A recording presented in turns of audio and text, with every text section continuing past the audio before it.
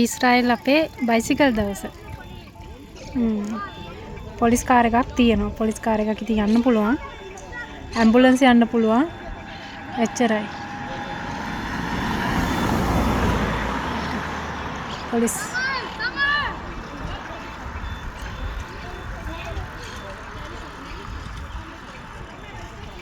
පොඩි ළමයි ලොකු අය ඔක්කොම ඉතින් බයිසිකල් පදිනවා නිදහසේ.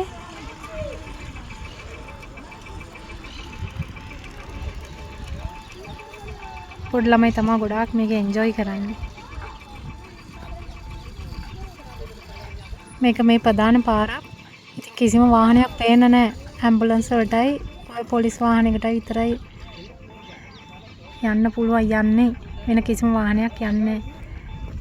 දැන් අද 8 මේ වෙලාවෙන් 8 විතර වෙද්දි ඉතින් මේක ඉවරයි. ආයි සාමාන්‍ය පරිදි තමයි තත්ත්වය ඊට පස්සේ. ඉතින් ඔක තමයි ඊශ්‍රායල් යුදෙවුන්ගේ දෙවියන් වෙනුවෙන් වෙන් කරපු දවස. අපි නම් මේකට කියන්නේ බයිසිකල් දවස කියලා. ඔෆනයිම් ඩේ කියලා. මමත් ආවා ඉතින් පොඩ්ඩක් එළියට.